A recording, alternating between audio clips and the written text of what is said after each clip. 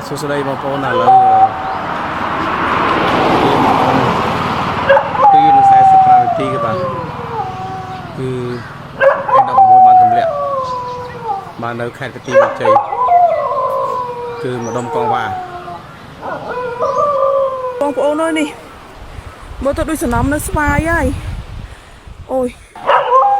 មើលឡើងភ័យអស់លេងឃើញមិនមកវូតហ្នឹងហើយឃើញយន្តហោះទៀតខ្ញុំថតអត់ទាន់តម្លៃតាមរត់មកមើលបងប្អូនឯងមើល